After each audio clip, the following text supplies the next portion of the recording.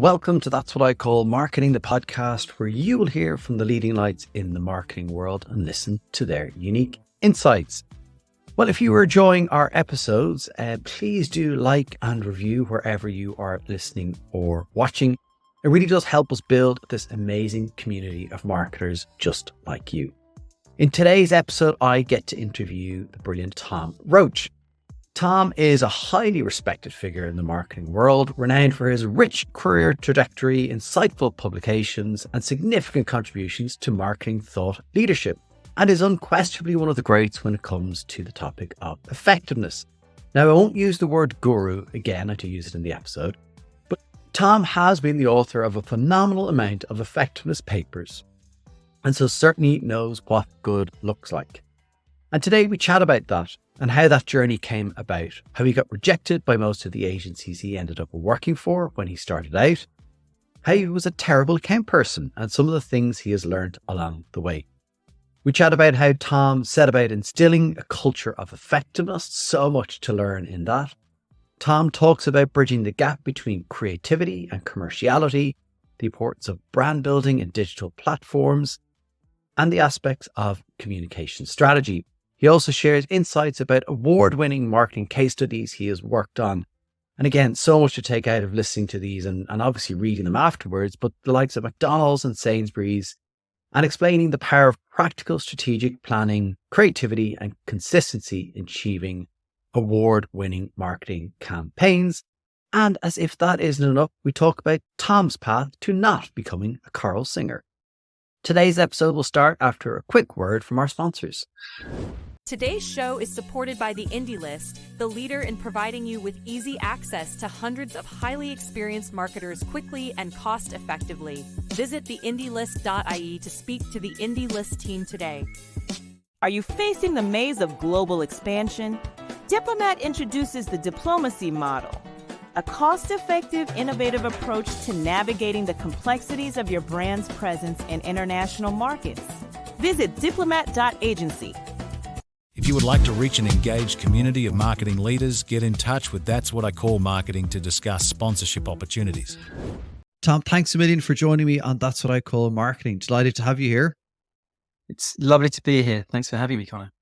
Listen, I wanted to ask you about, you're kind of like an effectiveness guru, Mr. Effectiveness, but you did history. You don't want me saying that, but you did history in Cambridge. I kind of get the impression, like, how do you go from there? I don't know if people wake up going after a history degree, I'm going to get into effectiveness. I'd love to know how that kind of came about. Okay, it's a funny thing because I actually don't think of myself as an effectiveness expert and certainly not a guru by any stretch. I know that I do tend to write about that, but having worked with somebody who is a genuine one like Les Burnett, who's he's a self-confessed spreadsheet jockey. I'm not a spreadsheet jockey. I'm not really a data person. I'm not mathsy, but I can go back and explain why. So I read history at university. Got to the end of my degree. I thought, in fact, I was also a choral scholar. I was a singer in St John's College Chapel Choir in Cambridge, and most of my peers were going to go on to be singers, opera singers, that kind of thing.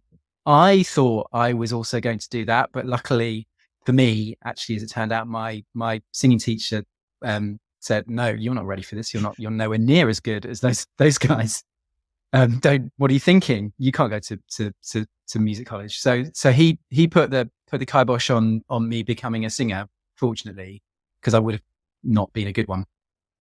And so I had to work out what I was going to do. So I think I sort of reached into my sort of my mind about things, about careers advice and that kind of stuff. And I think I basically realized that I'd always been into creativity and pop culture and culture generally, and was quite into the idea of where creativity meets commerciality, I guess. That kind of friction point between the two, the join between the two. And I'd also just really loved ads. So when I think about this, I always remember a GCSE English teacher put on a video, a reel of I think there must have been like Cannes Award winning ads. And one of them was Guardian Points of View. Oh, wow. and which was a classic John Webster BNP DDB commercial, which I just thought was really interesting and clever and smart and a brilliant story, just a brilliant, smart piece of creativity. And that's what I think ultimately made me think, okay, well, advertising could be a thing.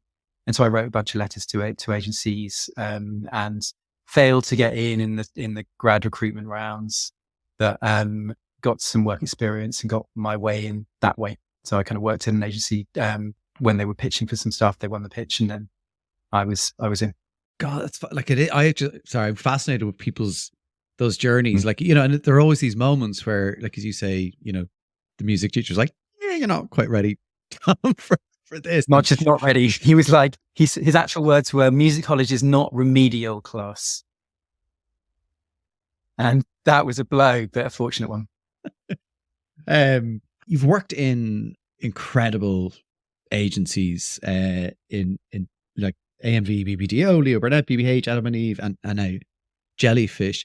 So from that, first writing of that letter that you wrote to an agency you got in, did you at that time, not maybe have a plan, but kind of think, you know, these are you wanted to be in some of the top agencies, or how did that kind of happen? Well, funnily enough, I think I wrote 12 graduate recruitment forms. And in those days you had to do them by hand. And all of the agencies I ended up working at, apart from Jellyfish, which didn't exist at that point, rejected me as a graduate. So I think I may have got an interview at one of them, but I was Leo Burnett, but all four that you mentioned rejected me as a grad. So I came in through a small agency called Court Burkett and Company. 18 months later, I realized it was a bit small for me, and I needed to get a proper training. So I was really lucky to get a job at Abbott Mead Vickers BBDO, where I was for 10 years. So that really set me up. But at that point, actually, I was an account manager. I was a really bad account manager. Were you? Yeah, really bad. And my account director at the time, I think she was probably on the verge of firing me, because I just wasn't that into status meetings and contact reports and all that stuff. And in retrospect, I mean, they probably should have fired me, but I was doing more strategy stuff. I was really into writing briefs. I was really into probably more into the data at that point than I've ever been. And was working on Mars Confectionery, and they needed a planner. Somebody had left, and the head of planning basically was like, well, that Tom guy did that presentation with all that data in them. I mean, I look back and it was probably the most horribly data heavy presentation I've ever done, but it marked me out as something not being an account person. And so he lifted me out of account management into planning, or strategy as we now call it. It's always called planning back then. I guess you got into probably the effectiveness kind of stuff. I know you took the diploma in effectiveness, the IPA effectiveness diploma there. Yeah. Again, what was it? Because again, it was probably maybe relatively new as a concept or topic, or how did that happen? Yeah. So that, funny enough, it's not solely effectiveness focused. I think they call it, we used to call it the MBA of brands. So it was kind of more about brand strategy. There was, I'm sure, an effectiveness component. But I guess, how did that happen? It was like 2005 or 6 or 7. 5 or 6 was the first year that course started. I guess I was a junior planner or junior mid planner who was sort of recognized as somehow doing interesting things or writing interesting things or something. And I was given that opportunity, again, a really, really lucky opportunity, because it was transformative. Actually, I always said it was the most transformative piece of training, official training I've ever had. Oh, wow. It was pretty rigorous, pretty intense. It was like months and months and months. They used to give you these massive folders of reading. Each month you'd have to write an essay, and at the end of it, you'd write something. I wrote this thing. It was. I think they all got published in Campaign. I wrote it on memes, actually, this was well before social. And it was the only time I've ever really written anything that was kind of future stargazy kind of crystal ball stuff. And it was about how people would build brands as consumers, out of component parts that we would call memes. Nobody really understood that concept at that time. So the sort of cultural DNA of brands and brand building. And I think that's sort of happening. I think it's kind of, in a way, obviously memes have become a thing, means something slightly different in a social context, more specific thing now. But I do think that I mean, some people do talk quite a lot about memetics. I think it's probably just how brands are built. There's kind of accretion effect of, and the fact that brands are built in people's minds and by people, not companies so much. Or at least our assumption that companies are building them and have control over them is stronger than the reality, I think. Amazing. And so that got published, and obviously probably that in itself maybe propelled you even forward. I think I think it made me comfortable, confident to write things, to put things out there. I haven't really talked about it much. And then from there I started writing, as all the planners at AMV BBDO were expected to do, writing up their case studies for both the IPA Effectiveness Awards and APG Awards and Marketing Society, the big slightly more strategy and effectiveness focused awards schemes, with the IPA as the real kind of gold standard in effectiveness. And so I started writing those for Sainsbury's. So at the time, when was it? 2007, 8, 9. It was Try Something New Today, and then something called Feed Your Family for a Fiver, which was a version of that. And those case studies, and the work was sort of famous in the industry, and the case studies were particularly famous in the planning world as real, like kind of gold standard of what creative strategy could be at that time. And those, like writing those and inputting into them and pulling them together, like it's a phenomenal amount of work, but requires like an incredible amount of, I guess, discipline, and like there's a huge amount that goes into it. And I like when you read them, when they're good, they're amazing. I've read a lot of those effectiveness case studies, and they're phenomenal. How much time goes into putting one of those together? I mean, just phenomenal amounts of time. In a way, too much time. I mean, unbelievable amounts, like months of work. Yeah. Which for there was, I mean, it's probably still true to a certain extent. Strategists and planners in certain kinds of agencies across the UK and more broadly are writing these things. They will have spent a few months, 2, 3, 4 months even, gathering insight, making their stories really tight, and writing these things up and making them look amazing. It's a phenomenal amount of work, to the extent that I think sometimes I look back on it and I think, God, it's amazing that we did that. And you as a strategist get this incredible thing out of it, which is a sort of 4,000 words, never better articulated version of your brand and your communications story, and ideally in the longer term, which is when I think they really work. Clients get this incredible thing that they're able to, even if you don't win, by the way, you have this paper that you can use. You've got this great evidence that your work is working. Clients can use that as a sort of emblem, as a symbol of how of the work they and their agencies and their teams are producing. It's useful for agencies to stick the logos on their emails and say, shout about the awards that they win. It's really useful for individuals for their careers. So it's just kind of win-win, really. It does cost. It costs in time. Yeah. And I can't quite, in the world I'm now in, I can't quite imagine us having the time to focus so many months, so many hours on doing these things. That's an expensive thing to do. But I'm a huge advocate for it when it's possible and when the work is good enough. I love I think it's the excellence. I think there's something really excellent about the IPA Awards in particular, and also the APG Creative Strategy Awards, which are different, but really excellent, slightly different way.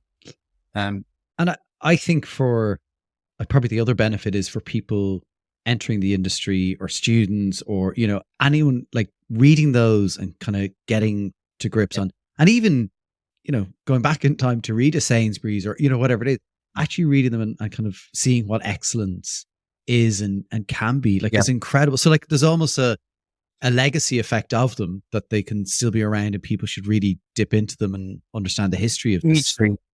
hugely. There's a treasure trove there. And they've been going, the IPO has been going since 1980. They've now got like 2,000 case studies, I think.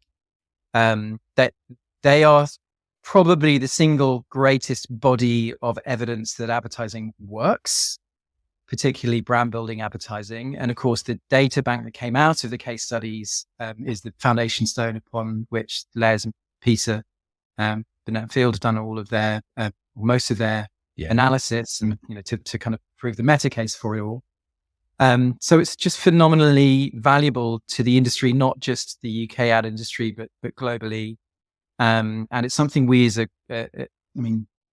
IPA, the UK and broader can be really proud of as a body of work. And you don't see that coming out of other countries. You don't get that in the US.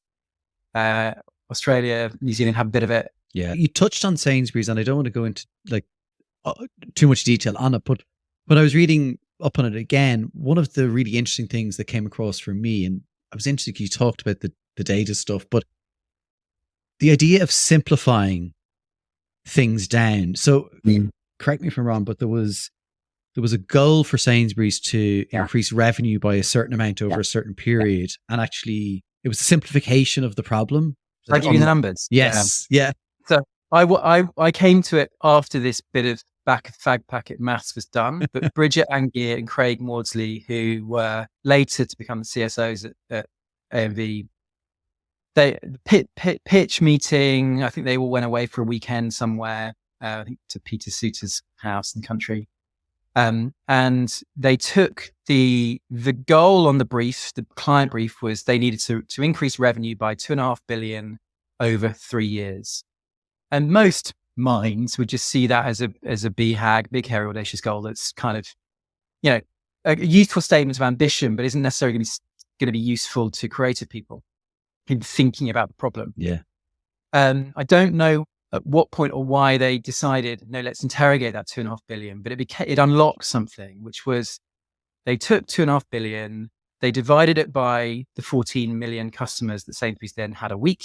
They divided it by 52 weeks. They divided that by 3 years, and they got to the number £1.14. And £1.14 sort of miraculously happened to be pretty much equivalent at the time to one item, the average price of an item in Sainsbury's. And that, I think, must have just unlocked another insight, which was, okay, well, if we only need, if it's £1.14 times 3 years times 52 weeks times 14 million customers, that is, we only need to get every customer to put one more little item in their basket every time they shop. And once they'd thought that idea, you've got something, you've taken the 2.5 billion and turned it into something that is creatively powerful. You've unlocked it in a way that creative people can take and use as creative fuel and as part of the brief. And there was a couple of other interesting sort of insights. One of which was around people sleep shopping. So to try and take that £1.14 and go, well, how do you actually get people to put £1.14 worth of stuff in their basket or their trolley? And they did some research and they worked out that most people are basically buying and cooking the same thing week in, week out. It's fairly standard insight, actually. Yeah, still is. But they talked about it as being people sleep shopping, which is a lovely way of putting it. So people are on automatic pilots. And if you think about sleep shopping, then you go, we need to wake people up. How do we wake people up? With inspirational food ideas. And so by creating food ideas, little recipe cards with little recipes on, that could be as simple as put some nutmeg on your spag bowl or put some mint with your lamb. Really simple, not groundbreaking things at all, but that just were inspired by this notion of giving people one extra thing to buy. Then you've got an idea that's got real communications power, and those food ideas were on recipe cards. They trained the people, they trained all the colleagues in Sainsbury's behind the fish counter and the meat counter to understand what would be a useful idea to give people. And they had a huge program of food idea recipe cards and that kind of stuff, and all the content that goes with that. Mostly this was pre-digital, so it was mostly kind of printed collateral and stuff. So that was that became try something new today. and they won the pitch, and then Try Something New Today became very, very powerful and successful. And they achieved they achieved 1.9 billion in extra sales over the first 18 months. Wow. So yeah, it hugely overachieved in terms of that 2.5 billion target, with an unbelievable ROI, and it even of that 1.9 billion, we did some econometrics which basically identified that 550 million of that was the idea alone, not the media channels it was in, but the actual idea. There's a step change in base sales, which could only be explained by that. And so, all of that came together as just a really fantastic strategy case study that I think still has value today. Yeah, incredible. And it's like when you boil it down, you kind of go, that's so simple. But like, it's not, getting to that is, really obsessing about it, the insight, all those kind of moments. I often talk like the thousands of different things that have to happen to get to something that's so simple and so brilliant. And it's funny at time, because that was 2007-8. That was pre Bar and Sharp and How Brands Grow, right? I'm not sure a strategist who was obsessed with Bar and Sharp and penetration would have got to that campaign idea, because the campaign idea sounds more about loyalty, frequency, sell. And if you're obsessed with penetration, you wouldn't have got to that. So it's a really interesting, and actually the data suggests that half of the extra sales came from existing shoppers, half from new shoppers, or just over half from new shoppers. So it's broadly in line with what you might expect from a sort of post-Byron world. Wow. But at the time, they weren't obsessing with that stuff. They were freer to think, I think. Yeah, which is kind of like, it's very interesting because there is a lot of there's probably more evidence now, more theory, more of those amazing, books from the likes of Byron or Jenny or Karen or whoever. And I think you're right. Like sometimes that can limit our thinking. So, how, I guess, in your world, or the kind of the world of planners, strategists, how do people take that and actually ignore it? Like, do you know what I mean? Because I've just done an episode where I've called it Depends, right? Because your marketing is contextual. Yeah, I don't know how you ignore it. I mean, I've become probably too not monotheistic, polytheistic, maybe.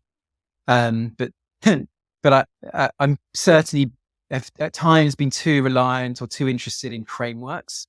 And you see, really good strategists are not into frameworks. They like to kind of rail against them, but use them occasionally. I mean, I love the phrase freedom within a framework, which was something when I was later at Ep10, when we were working at McDonald's, we had this set of brand pillars that became really famous within McDonald's and reasonably famous within the marketing world. And I like that sort of structure, which allowed a certain amount of thinking that was going to be not automatic, but was sort of given to you, but a certain amount of freedom as well. So I think freedom within a framework is a good sort of rule of thumb, so we don't get too trapped in the sort of frameworks that we and the I guess the sort of 10 commandments that we can sometimes feel get handed down to us by the gods of marketing science. And understanding it all, I think, really, like reading it and knowing what you need to know.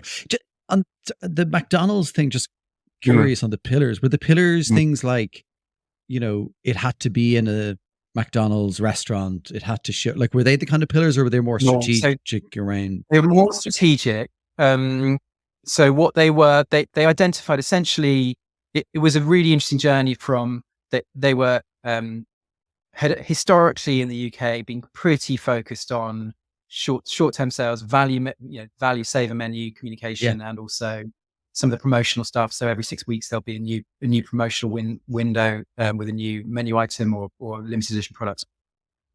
The franchisees have got very, very fixed on those things, but then came the whole Supersize Me issue and Jamie Oliver talking about fast food and all that. The world of fast food was getting a really bad press, and so McDonald's had to fight back somewhat. And they realized that brand communication was going to need to be a part of that. So they identified two new roles for brand communication.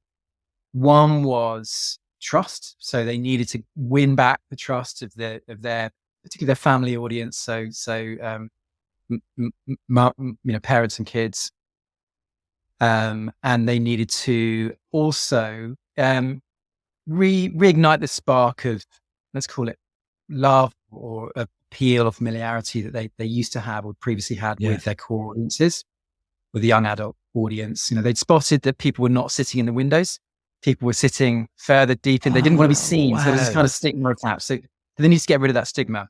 So alongside the value comms, the what we called, I think it was variety, the promotional stuff, we added in what we called favorites, which was the core menu items, the Big Macs, quarter pounders, all that stuff. And then trust, which was all about the good stuff that was changing in terms of sourcing and nutrition, that could earn back some of the trust that they probably deserve to earn back from some of those family audiences. So 4 pillars: value, favorites, value, variety, favorites, and trust.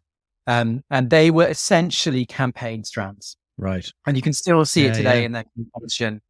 And it's like they've lasted. I don't know if they still use the exact same set of pillars, but when you talk to people there's something that still in the memory of how that stuff works that was fixed from that point on. And in a way, they started out as a kind of set of almost McKinsey-esque, mutually exclusive, comprehensively exhaustive. Right.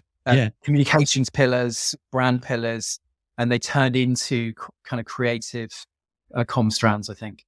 But they also did definitely use them internally as the structure of their teams. Their marketing teams were organized this way, and the trust pillar as well became a real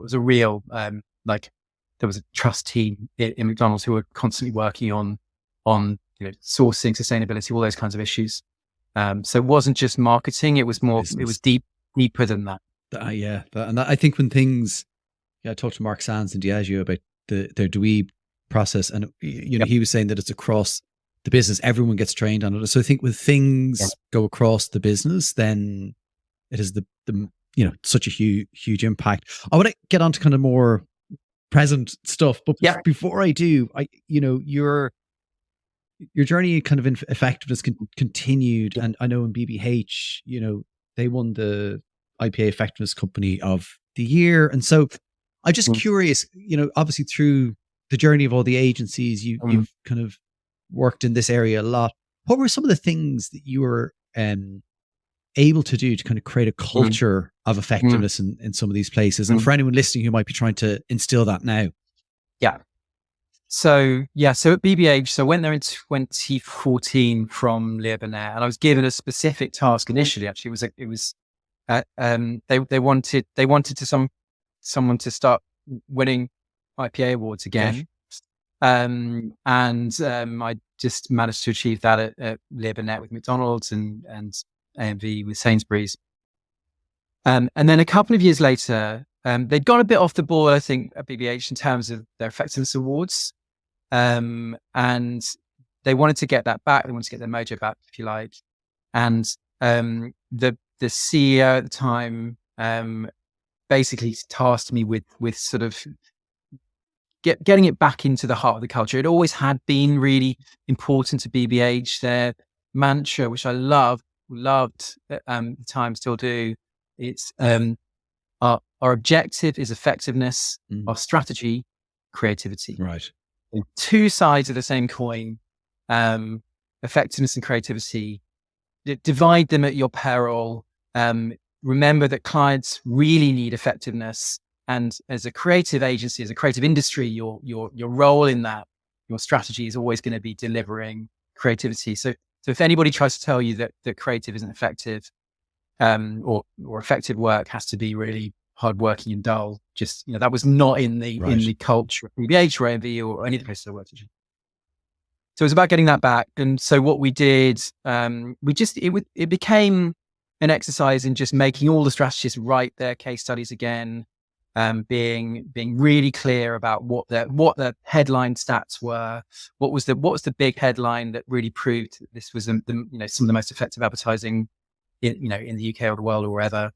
And we would do things like we would turn effectiveness papers into just really simple, cool looking posters designed in the style of the campaign assets or the brand assets. Right. And one big headline for the campaign and a couple of little data points, and we put them on the walls around the place. Or we'd have a thing like for a couple of weeks in January, we'd each day we'd send out an email with the five kind of point story of how the campaign was working. And we made sure that strategists were engaging with their creative people on that stuff, because we made sure it was just something for everyone rather than just this kind of rarefied thing that only happens every 2 years with awards. So, because I think that's one of the dangers with agencies and effectiveness. It can seem like it's just about an awards thing. And I know I sometimes focus on that, but I think there's a much broader set of benefits that come from the awards piece, which is instilling it into the ways of working in a strategy department. So it's just part of it, and baking in effectiveness principles into the creative work from the get-go, into the creative brief. Yeah. And having conversations about it with creative people, and not seeing effectiveness as something that happens at the end of a process, just through measurement. I think effectiveness is much bigger culturally, to me, and organizationally to me, than just measurement. It's more of a way of working. Yeah, in a belief, and probably needs the client to fully be bought in as well, right? Today's show is brought to you by the Indie List CMO Collective. This service from the Indie List provides you with access to a curated range of highly experienced and talented senior marketing specialists. Visit theindielist.ie to find out more. It does, yeah, and you need to identify the clients that are really into it, and focus on the places where you can really make a difference, as well as trying to get clients who don't have effectiveness stories to feel slightly a bit of FOMO, a bit of jealousy that they're not winning awards. Why shouldn't we? Yeah, and for the right reasons. You're obviously you're in Jellyfish now for 3 years, and yeah. I've heard you say that, and you kind of talked about the two sides of the one coin, from effectiveness and creativity. Mm. And I think at Jellyfish, maybe there's a bit of two sides of the one coin, where media and creativity are coming back together. Yeah. And I know Rory Sutherland said previously that it's the worst thing ever happened is the divide. But am I right? Jellyfish is kind of on a bit of is it a mission to bring the two back closer together, or how would you describe it? It's funny. It's actually less of a mission than I thought it would be. It's just a sort of fact of what we do. Okay. But it's Jellyfish is far too practical and pragmatic to ever have anything as highfalutin as a philosophy, or we have. I can tell a bit of the story, the history of Jellyfish. So it started out as more in the performance marketing space, so SEO, PPC, making websites. Grew pretty big through being given hundreds of clients, or they came to us through recommendation referral from Google. Right. Okay. Became a bit of an expert in Google. And then that leads to knowing more about their media. So we won a load of media clients accounts. And then through acquisition, brought in creative. And so we had creative production and mostly social creative, but also some more conceptual creatives as well. And so, and then, of course, within that, we've got really great media planners and media strategists, and a small band of brand strategists as well. And put those together, and you've got not only media and creative bridged, you've got the full funnel bridged. So the divide that we see in the industry between upper, mid, lower funnel begin to, or at least the ambition is that they begin to erode away.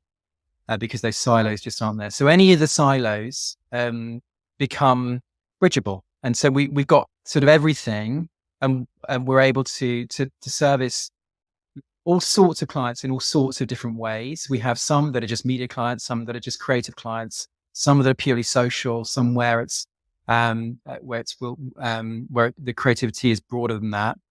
And it's a really exciting place to be, because it means that essentially that we've got the entire modern marketing toolkit as a playground.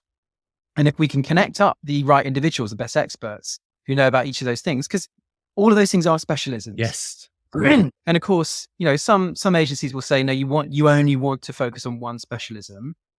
We happen to have a wide variety of specialisms, and if we can connect them up in the right way, then we can do unbelievable things, and it's really quite exciting. And the new layer to that, which more the AI technology is bringing, is only unlocking that further, because I think when you start working, particularly because a lot of our work is in, let's call it, the platforms. As soon as you get into the platforms, that connection between media and creative begins to be much closer, because in order to operate really well in Meta or TikTok or wherever, you've got to have people who really know that platform, and they will naturally have an affinity with. They may be a creative person making TikToks, but they'll naturally have an affinity with a media person who knows that platform from a media perspective. So you can put those two people together and get something quite amazing. And you can bridge, and there's other gaps that I've observed, like, there's a gap between paid social and organic social, or owned social. You can begin to bridge those gaps, because cross-fertilizing the different kinds of people that are making creative for those purposes, put them next to each other and get them talking, and they can learn each other's skills.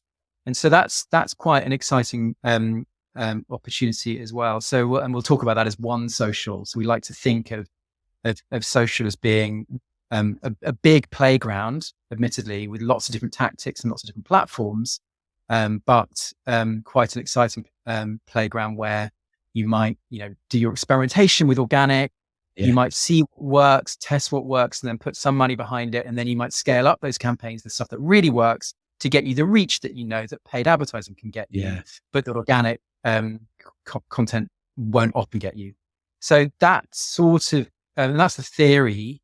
But the practice is what really matters. And we're really into that. And has that, because I know you've talked then about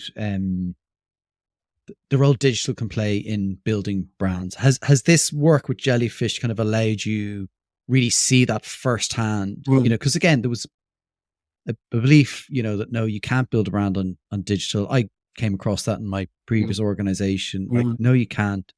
TV, and look, TV is a great broad reaching platform, but has that allowed you kind of see that firsthand and really give you the evidence that it's a place that you can build a brand? Yeah. And it's funny how, all of my previous agencies would profess to be really into digital, really trying, and with some, real digital experts. Even talking about the word digital feels a bit old hat actually now. But I'm talking sort of 10 years ago, when the more established creative agencies were trying to get themselves together. But even in those places, you're still essentially selling. You've got one product, which is creativity, and you're selling big ideas, and often, and surprisingly often, those big ideas expressed through a longer film, wherever that might end up. And when you're in that environment, you naturally have a bias towards the history of the work that kind of place has done. And that would naturally be looking at John Webster or Haggerty or these godlike characters made their name in TV. So I love TV, but I think when you're looking back on it as a tactic, or as a channel, as a platform, whatever you want to call it, it's not so healthy.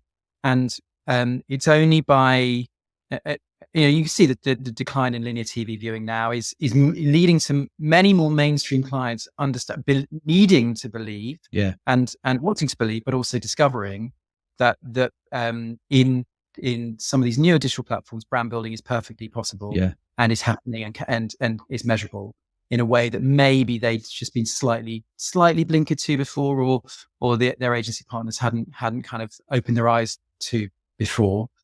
And that's certainly the journey I've gone on.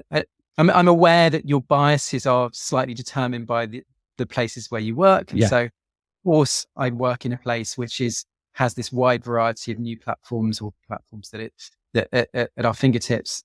We don't happen to make linear TV commercials or sell or buy and plan many TV campaigns.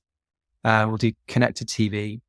So we're definitely kind of in the platform world, if you like, but it's a rich world with loads of opportunities, and I think they're currently kind of untapped. Yeah. So when the presentation that me, Grace, and Les did at Cannes last year, and that turned into a sort of longer thing that I've done in different places, that was really about many of the different ways and tactics that you can deploy to get more attention, get more seconds of attention in digital platforms, because that's historically been the issue. Yeah.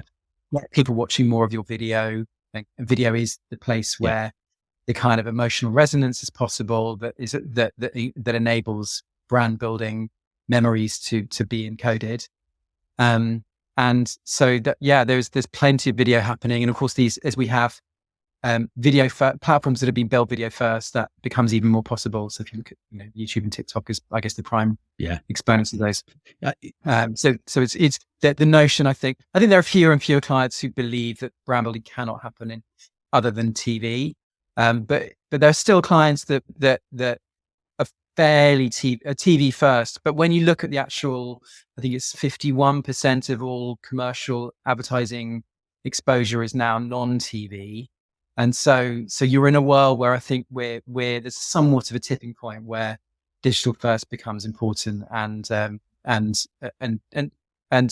TV first or linear TV first perspective, it just becomes one of the many tactics. And you now need to look at the array of assets you're creating and think about what's how are you going to build your brand through this multiplicity of touch points and assets, rather than we're going to create one big thing and then cut it up and put it everywhere else. Yeah. Which I think is the main thing that's changing. Yeah. Yeah. Agreed. And I was lucky enough to see it firsthand in two markets, Singapore and Australia, where by nature or virtue of budgets, we weren't able to do other things. And we saw the impact on our just like kind of awareness metrics, just quite simply, in those two markets through digital only activities. Because again, we couldn't do anything else. And so it was a forced experiment. And so, we were seeing it. I was like, wow, this can happen. It can work. But the principles of good work still apply. So, you have to still, and maybe even more so, the idea of, a TV being the central point of someone's living room and being, as Paul Feldwick mentioned in his book, the idea of a good guest in that room still applies when you're on someone's phone. Totally. Completely. And so, in the Cannes presentation, actually, that's it's a John O'Toole quote. So we're an uninvited guest in the living room of a prospect with the magical power to make you disappear instantly. He was talking about TVs in living rooms, big screens on walls, and the predominant mechanism by which this stuff now works is the same. It's a small screen in your hand. It's maybe more personal, but people will make us disappear instantly just by flicking past us, by ignoring us, by scrolling past. And so the principle is the same. The mechanism, the distribution mechanism is slightly different. And the other thing, I think, we now have the data that shows how little attention people have ever paid to our ads in whatever format, of whatever length.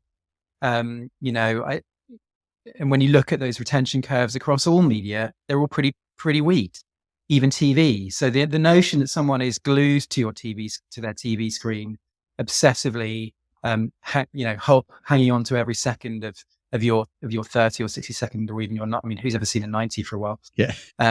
That's probably never been true. Yeah. But now we've got the data. We know that 30-second TV commercial will have 13 seconds of attention, and a 15-second YouTube will have 5 or 6 or 7 or so. And there's not much you can do about that. You can get to the top of the range. You can get a bit beyond it, but they're fairly fixed, according to Karen Nelson-Field, in terms of the amount of attention, seconds of attention you can get from any individual format. But the retention curve is broadly the same. It changes slightly from platform to platform. And is it creativity that's going to get you those extra pieces? I did ask Karen about that as well. Yeah. Karen has a slightly different view. I think. I think when she's a bit more media focused. The media will bring most of the eyeballs, and then and will set the range of attention that you can achieve. And the creativity is responsible for the delta, the difference in amount of attention from bottom to top. So that to me says media is fundamental, but creativity, in terms of getting you the reach to start with, but creativity is the thing that will make the difference for you as a brand. And that's always been the case. Yeah. In that the work I did in that CAN presentation to look at all the different kind of rules and best practices, and they all basically boil down to what I was saying, A, B, C, D, E: attention, branding, communication, difference, and emotion. That those principles would be as recognizable to Bill Bernbach and to some of those ad legends of the 60s as they should be to modern creatives working in any platform today. I agree, and it's fascinating. I like when you say it in that context, like go back, and that would still apply. I know a lot of people listening today who are in charge of maybe smaller brands, not a McDonald's maybe, but are trying to figure out how they maybe apply some of these principles to their organizations, and maybe conversations they're having, because the smaller budgets might force you down a road of, well, I need to get my performance marketing, or what a great marketing term that is. But that stuff working, and that's it. That's all I've time and budget for. So what advice would you have for people in that situation? Yeah. It's funny, isn't it? You get agency people like me pontificating to clients who have no real understanding of the harsh reality of client life and budget constraints and all those kinds of things. So the theory is fine, and I understand, the theory is there, but the reality of a client who needs to start with some basics, like some search, then maybe some display, then maybe some social, and you can understand how the sort of gold standard of bothism, starting with everything together, probably doesn't apply. But I think once people have done some of the basics and they're seeing things sort of max out, whether that's in search or display or some social, paid social, experimenting with creativity, experimenting with, well, let's set aside some budget to see what happens when we get really creative in TikTok or in some YouTube or whatever it is. I think it's probably an exercise in layering in, so long as you're doing that in a way that is creatively connected and is connected in terms of your brand ambitions and your brand strategy and your messaging.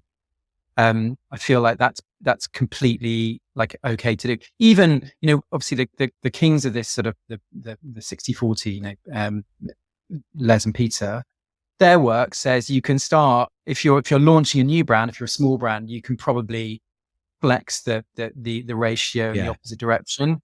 So I don't think ever telling clients of any size that they have to be at 60-40 or even 80-20 is helpful, because it's against the reality of things.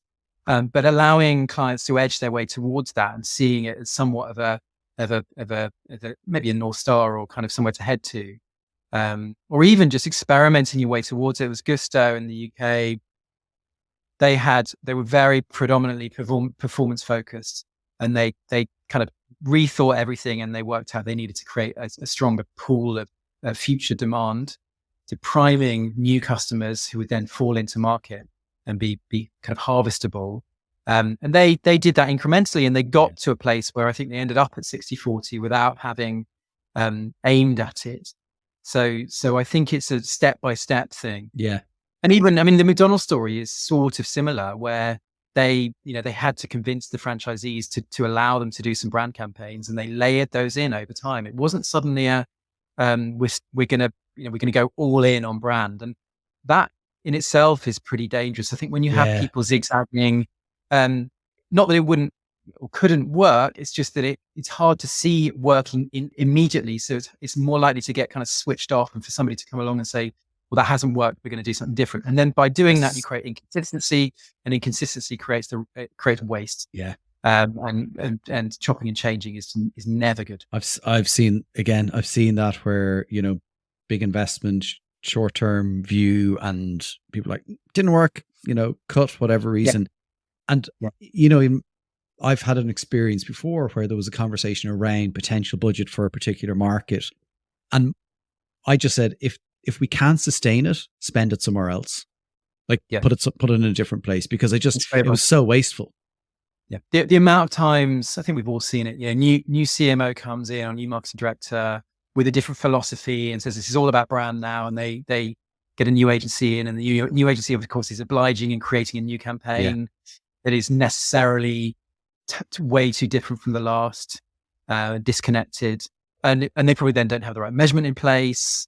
They haven't done the right kind of rolling the pitch. I think they say in politics, like stakeholder engagement, to understand, to make sure people's expectations are set right, and that you're not going to get some sort of step change in performance overnight. That's not how these things work. And so it just gets switched off because it's seen as a failure, and then they limp on to the next thing, or they might either. Sometimes what you have is it actually means you have 3 or 4 years of like brand darkness, where no, we don't do that here. We brand as a dirty word. I hate that. When we tried that once. It's one of my worst things when you hear a client say, "Oh no, brand doesn't work for us," or it's such a it's just never true that something does not work. It may have been true that one particular thing was unsuccessful, didn't work, or wasn't measured right. But it's, of course, then you need to iterate and get better, not switch it off and decide it's a dirty word. I want to ask you a couple more questions, but just as we're talking about brand, I did read somewhere you had people often say, "Oh, how do I talk to my CEO or CFO about brand when they don't understand it, or they don't believe in it?" And you had a great piece of advice, which was ask them why they bought their car, watch, or jumper that they were wearing. Like I just love that. It was really practical. Yeah.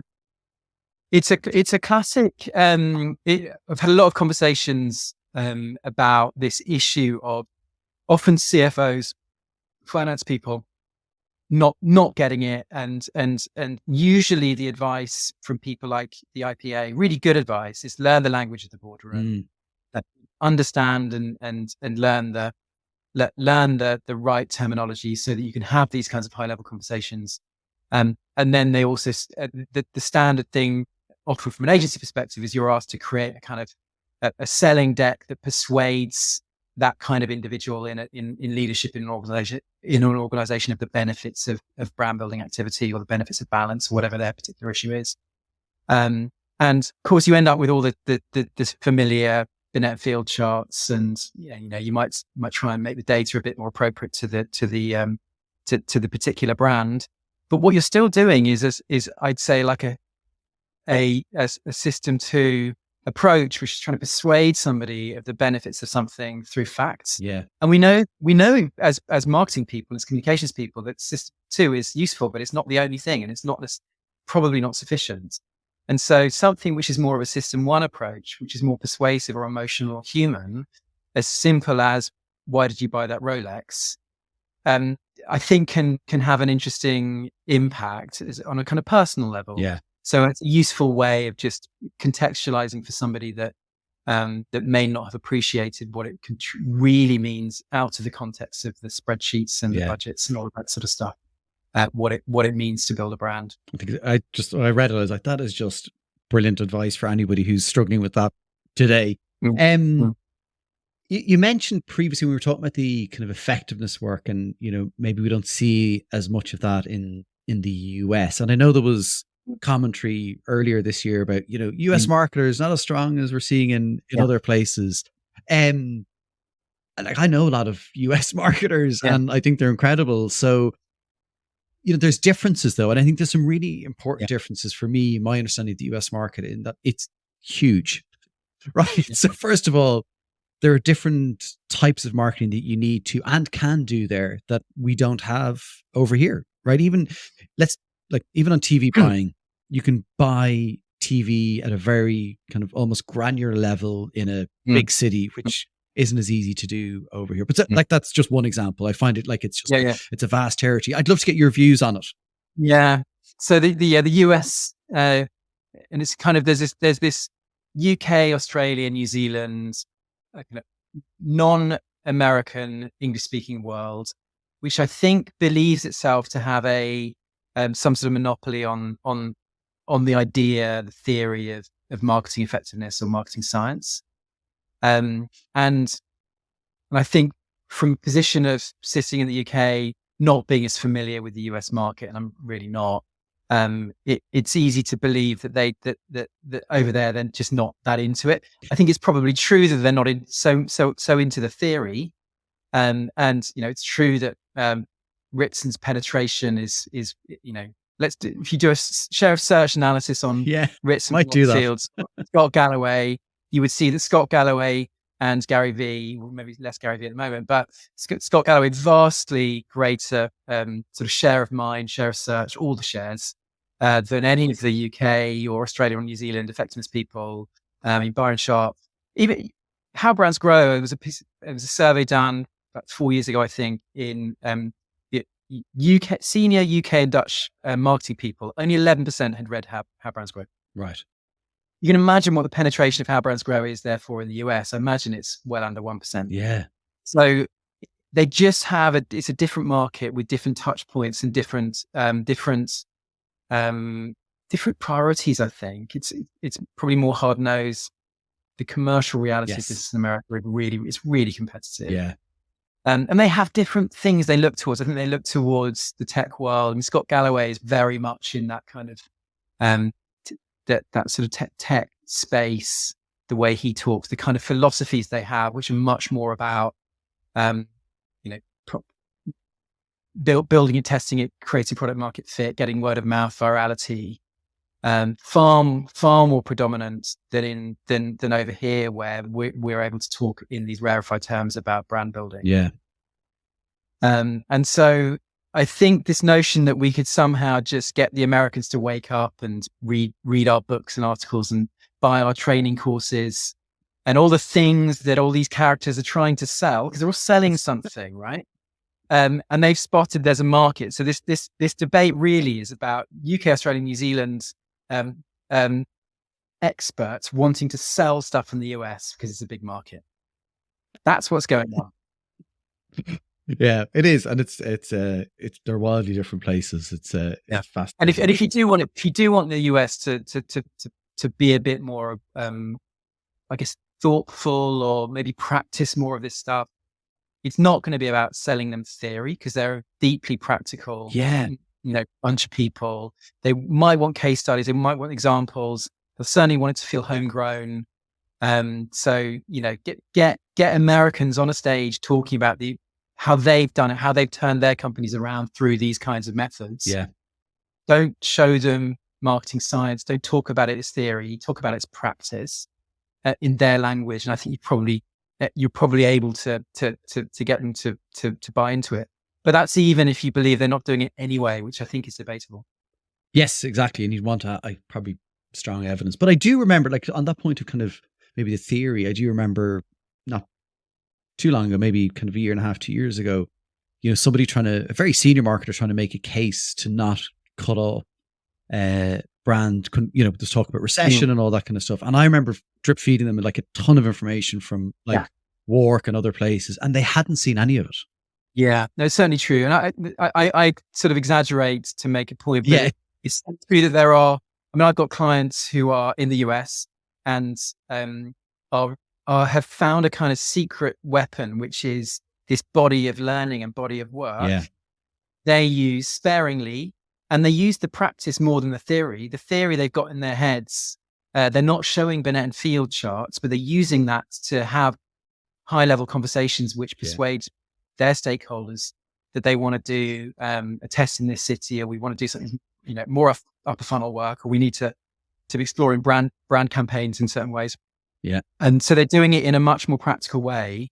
I can't name names, but I've got a particular individual in mind who's really into this stuff, and is changing the way they operate in the category they're in. And it's probably a competitive advantage for that brand, or will be when they get it going. Yeah. So, look, I will name because former CMO of mine, Paul Darcy, he's now at Miro, and like incredible for this stuff. And he was great at kind of, looking for the evidence and reading and sharing, and then creating a culture of us as his team understanding this stuff. And so like it's there, but it's just different. It is totally different. Listen, we're coming to the end. I did have one last question for you. You mentioned up towards the start that kind of talking from agency to client. Have you ever looked or thought about going client side? I would never say never. I did at one point think about a role in a client organization, although it was a sort of marketing, almost creative agency within that organization. I've always been a bit doubtful. I've always been quite. I love the freedom and fun of agency life, and I've always been a bit worried that that would somehow inhibit me or limit me in some ways if I was then in a very corporate environment. I also, one of the things I love doing is I love the writing, and I'm aware that if I was in a client organization, that might be really limited. Yeah. Particularly some kinds of organizations like financial services or something would be really limited. Yeah. Because I think you just get a bit more freedom to do that sort of stuff in agency world, which is so important to me. But I would never say never. Yeah. That's a very good point, actually. You probably would, because they'd be like, well, that's your opinion, but you're representing us. You need to get all sorts of approvals. Listen, Tom, thanks so much for taking so much time to talk to me today. Thoroughly enjoyed it. I could have gone on. I've about 10 more pages of questions, but we leave that for another day. Thank you so much. Really appreciate it. Thanks so much, Connor. It's been great. Well, what an amazing and enjoyable episode. And honestly, I did have about 10 more pages of questions I wanted to ask Tom, but we will have to get back to them. I loved hearing Tom's view on not just effectiveness, but also practical things like having conversation with your CEO or CFO, how to approach that and making it more relatable. The damage of believing that something doesn't work and holding that view firm. And whether or not the US is behind us in terms of marketing. I'd love to get your views and comments on that. Tom's thought leadership is characterized by a balanced approach to marketing, and I'm sure, like me, you got lots from today's episode. If you are enjoying our episodes, please do like and review wherever you are listening or watching. It really helps build on this amazing community of marketers just like you. That's it for today's episode. You can, of course, find us all over social media on Twitter, X, I will get that right someday, TikTok, Instagram, LinkedIn. Just look for That's What I Call Marketing. Until our next episode, thanks very much for listening or watching. Thanks to the Indie List for sponsoring today's show. Visit theindielist.ie to find out more. If you would like to reach an engaged community of marketing leaders, get in touch with That's What I Call Marketing to discuss sponsorship opportunities. Are you facing the maze of global expansion? Diplomat introduces the diplomacy model, a cost-effective, innovative approach to navigating the complexities of your brand's presence in international markets. Visit diplomat.agency